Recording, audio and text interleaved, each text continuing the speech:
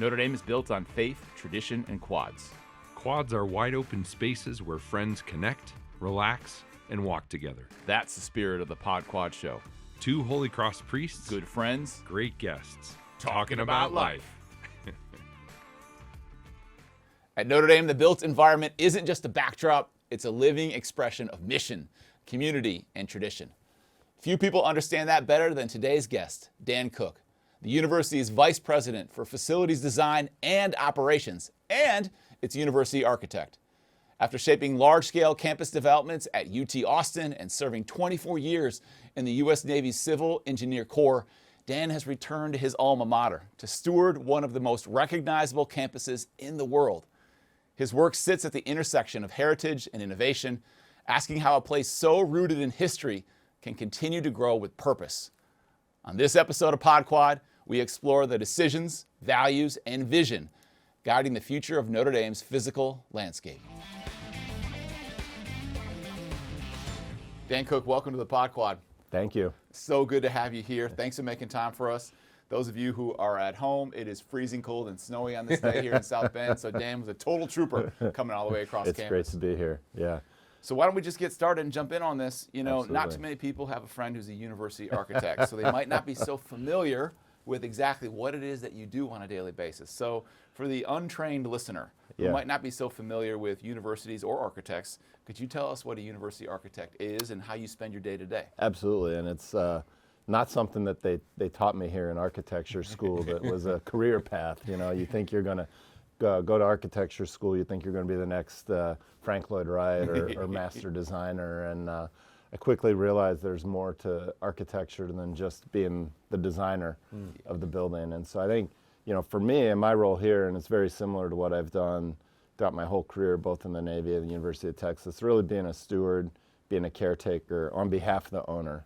So in a lot of ways, you know, there are owners who have a lot of buildings, a lot of infrastructure. Who's going to take care of it on behalf of that owner? And that's really where steward is the word that I believe is the most helpful, because it's like, especially here at Notre Dame, where the campus is so special, the buildings are so special, you know, it's really just my responsibility to shepherd that, to be a caretaker, to look out for, you know, the overall aesthetic of the campus and how that's reflected in individual buildings, but also helping to maintain standards. I mean, there's a certain amount of consistency that we have here, but you know, there's a way that we do our roofs, our windows, our doors, our interior finishes, and so helping to make sure that that's all spelled out clearly in the contracts that we write. And then, you know, a lot of it is managing those contracts both with the architects and engineers, and then the general contractors we hire, to make sure that, you know, really the university gets the best value that we deserve,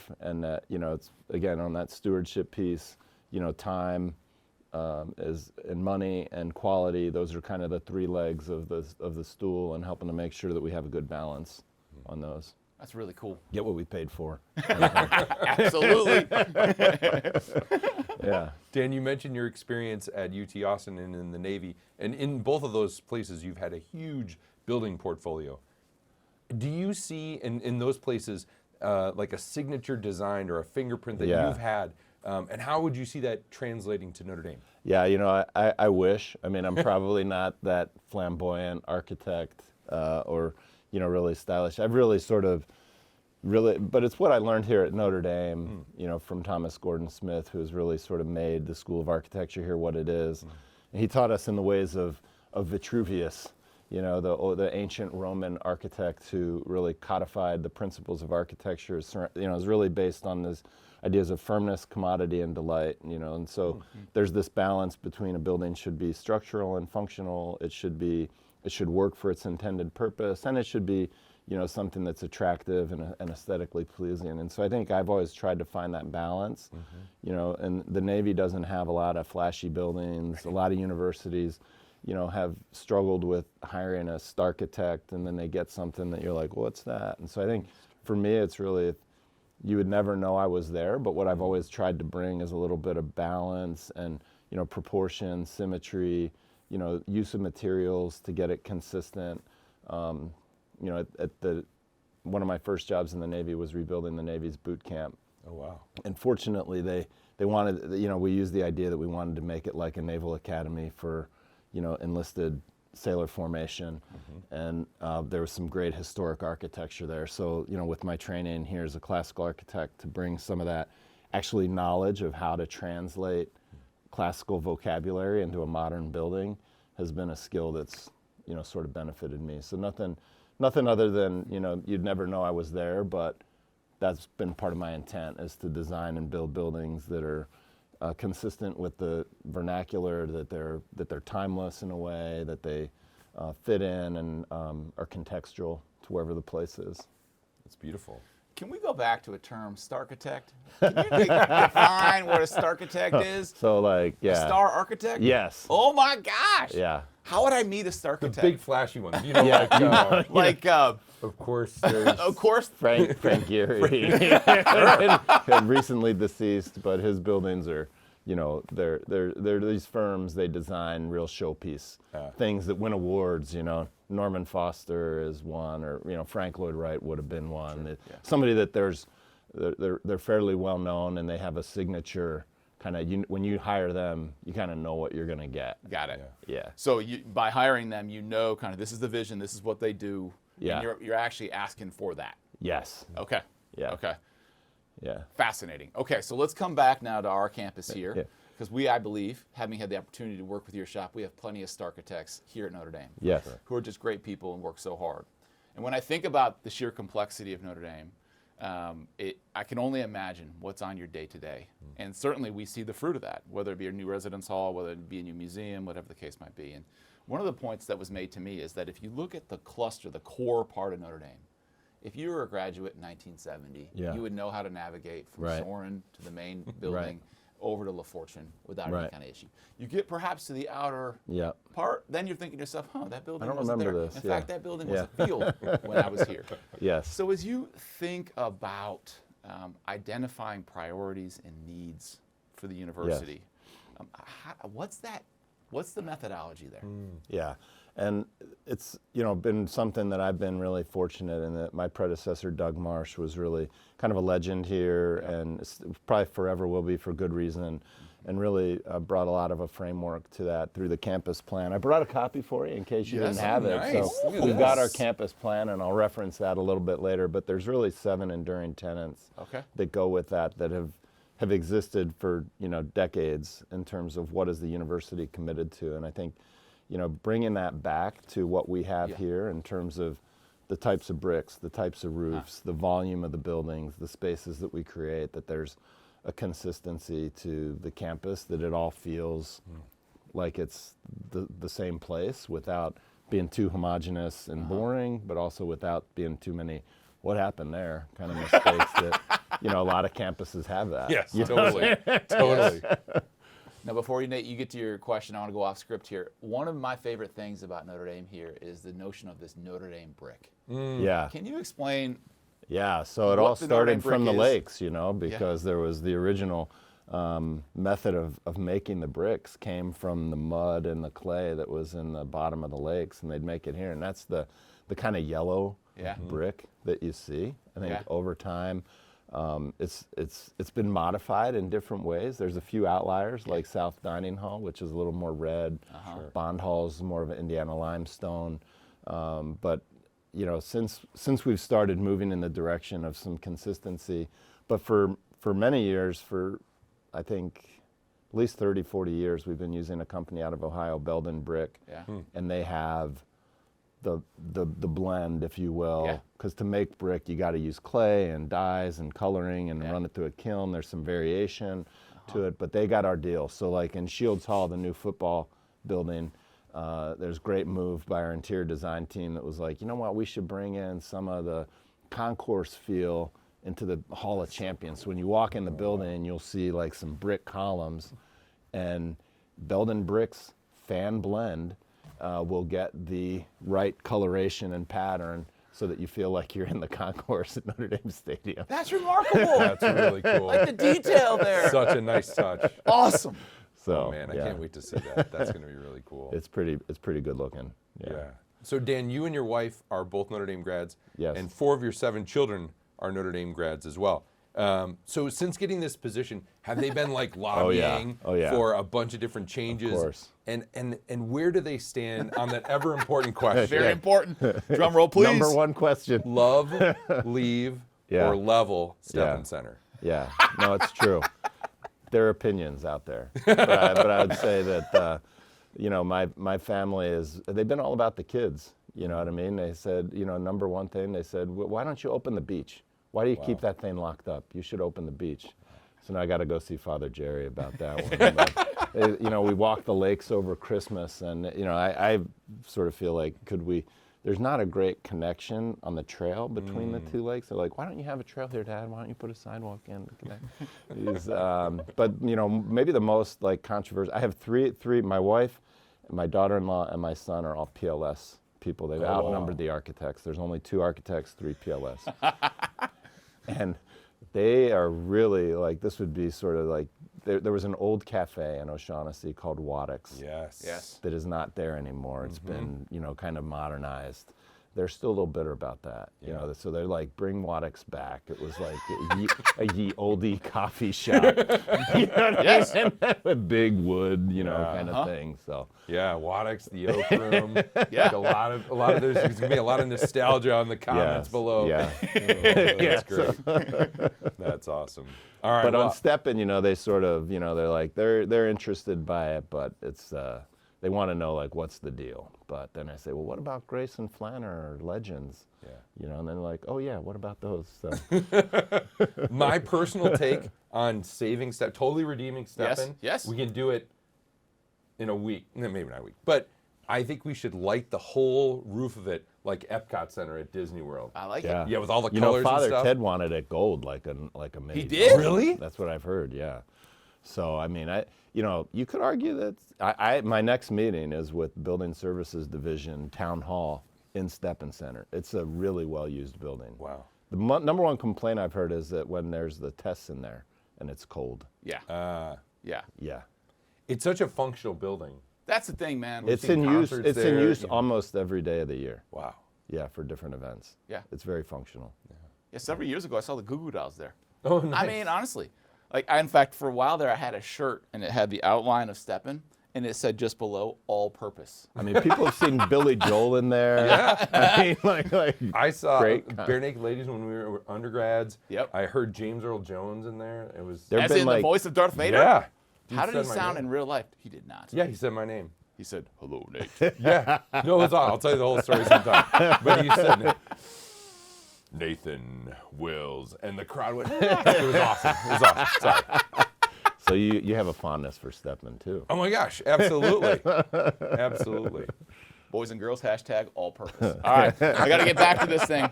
All right, so here we go, Dan. Your office oversees everything from utilities to landscape architecture.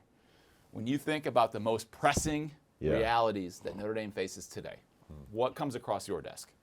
Well, the thing that, if that's the kind of what keeps you up at night type of question type of thing, obviously like now while it's snowing, I do really, my heart is out for the team out there, it's really tireless, thankless work, although I know it is appreciated, but it's just never ending. So, but everybody sees the snow removal piece happening, and they're a great team. They're really dedicated, motivated, highly skilled professionals, and so fortunate to have them and many others on the team. But the one that I think is sort of definitely underground that people don't see, they know about the tunnels. Everybody knows we have a tunnel network of 10 miles that carry a lot of thermals, but we have even more electricity, 40 miles of electrical conductors running in conduit around campus. And so that's the one that I think from just a day-to-day, being able to turn on the lights, that's the one that, the team that's there, when we came in on Christmas Eve to go to Mass, and, they're in there making steam, making sure that the electricity's going. It's really sort of a 24-hour, every day, all day kind of business that we take for granted. And I just think there's, as I've learned more about the job and to gain the appreciation for really Paul Kempf, he's our AVP, and he's been here for a long time, just a genius. And, for 30 years, he's been, invest, smart, new technology, kind of modernizing while also decarbonizing the university's infrastructure systems. So I think that's really one that the amount of work and thought and sophistication and complexity that's part of our utility system is really something that the university can be proud of, but it's definitely something that most people don't ever see or appreciate. And that's fine. I think we're behind the scenes, and that's, that's part of the deal on that. When Nate and I were at Moreau Seminary, we used to, now Moreau's broken up into two views. You got the dome side view, and then at the time, you would look back over by like Ave Maria Press, which also included massive coal piles. Yours truly, when I first arrived, didn't have the juice necessary to get on the dome side, so I was on the coal pile side. So I went and got a holy card, and I put a picture of the dome in the window. So I had a very small dome side view. A vignette. But I remember looking out at the snow-capped coal mountains over on the other side of the road. So for the untrained person, like yours truly, who doesn't necessarily know where his electricity comes from, I just turn on the light, and it turns on. How are we electrified? How do we do it? Yeah, it's a really great story of how we got off of coal in the first place to get to a place that's more environmentally friendly, if you will, more compliant, and that whole story to get natural gas and in some cases fuel oil, but mostly natural gas. But actually 44% of the university's power comes from renewable sources. Wow. So we've invested in a large solar field with Indiana Michigan Power. We're kind of co-owners of that. We've got a hydro plant downtown coming off the St. Joe's River. We just finished a 1 megawatt, solar field right over here on the west side of campus. All of our geothermal, and so it's a really sort of diverse portfolio of how we buy some power, obviously from the local. So we don't make all of our own power, but we can regulate whatever's the best financial kind of deal. What do we need on any given day? Incredible, man. What you and the team do behind the scenes, like, it's just truly astounding that Notre Dame can't go without so much of what you do on a daily basis. It's awesome. Wow. It's really a gift to be able to do that. Yeah. It's pretty amazing. Now, Pete, I have to just add one thing. Yes? To the comment about the seminary. Now, we did say that the people who needed it had the dome view. Like that kind of the weaker vocations. That's the distinction. Yeah, I was like, oh. Like if you had a dome view, we were like, I don't know, man. You kind of need this. So it said something about the strength of your vocation. Oh, how beautiful. That you had the coal pile view. Yeah, we could. That's. There we are. Yeah. Cheap seats, but it's all right. Okay. So Dan, I can't tell you how many people, and we've all heard this, and I'm sure you have too, have just said as they're walking around campus, there's something about Notre Dame. There's something about that makes them feel special, that communicates maybe at best a sense of the divine, and it makes people call this campus Catholic Disney World, right? Okay. That there's. Yeah. I don't know if I've heard that one yet. But yeah. Well, it's I maybe I'm coining that. I think you should. Trademark. T-shirts, TM. Exactly. So what do you think it is about the buildings and campus that give folks that feeling, and how do you capture and build upon that? Yeah. Well, I think in a lot of it does come back to the campus plan and that comment earlier about the central part of campus, which is really special with the Basilica and the Grotto and the main building and the Sacred Heart of Jesus and Mary and it just sort of. And it was Father Ralph that kind of helped point out to me that I didn't realize when I got here is that there's literally a heart-shaped sidewalk that comes to a point at the Sacred Heart of Jesus. Right. And so it's really sort of like, I think he used the term, it's like a satellite receiver with a direct connection to heaven, like right there kind of thing. Like there is this really powerful center of campus that is focused around Christ. Yeah. And I think we've always tried to embrace that. It's the number one tenet in that campus plan, which is the Catholic heritage and the sacramental vision. Yeah. And so it's been manifested, I think, in a lot of subtle ways through a sensitivity to proportion, to size, to views, vignettes. It is reflected in some of the architecture on campus as we've, the chapels that for a period of years were just sort of put in a dorm, like just another room. Now they're becoming exterior elements that have their own shape and beauty. I'll tell you, one of the new chapels on Coyle Hall next to the South Dining Hall is just, it's just breathtaking, but it's like right there on the quad, just like Badden's Chapel. You know what I mean? So there's all these little things that to the casual observer, they're walking around and they literally are surrounded by these, not just emblems of or symbols of our faith, but literally the real presence of Jesus is everywhere across campus and all the chapels. So I just think that's part of that sacramental commitment that the university has to making this not just a home, you know, for academic, you know, but for community, for religious, for spiritual growth. So I love that. That's so beautiful. It really is kind of an expression, not kind of, it is an expression of this is sacred ground on multiple levels because of the faith tradition that we possess, because of the mission that we're asked to partake in on a daily basis. And Dan, you and your team play such an important role. So Nate and I will get you out of here on this question.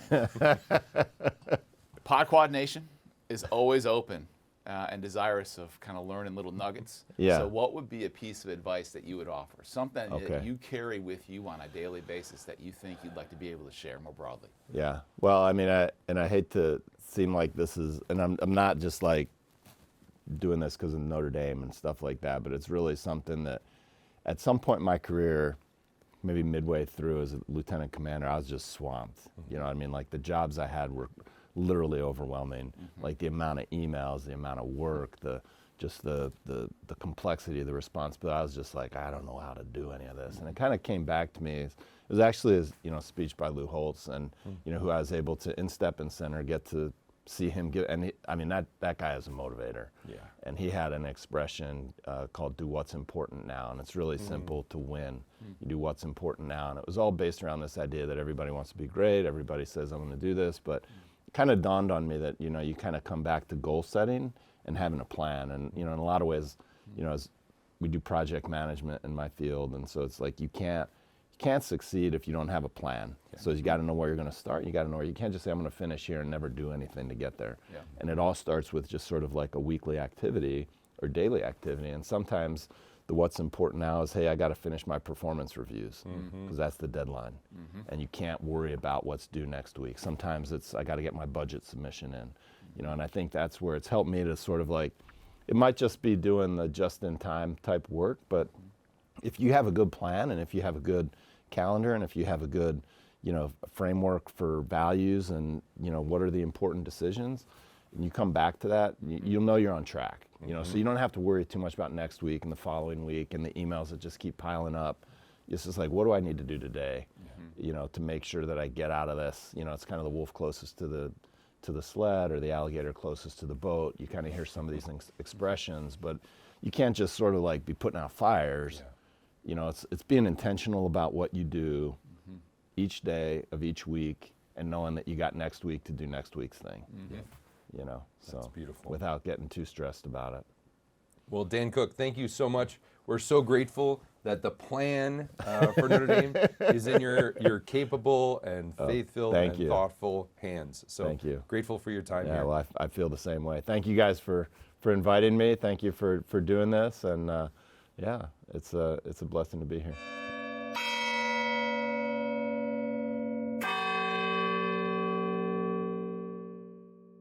So we're back, Nate, with the last lap. Last lap. Got some thoughts, got some instincts here. I'm going to kick us off. Okay. What I loved about Dan, one, was his humility. Yeah. Talk about taking on a massive responsibility. I know, right? The campus of the University of Notre Dame. And especially following somebody like Doug Marsh. Yeah.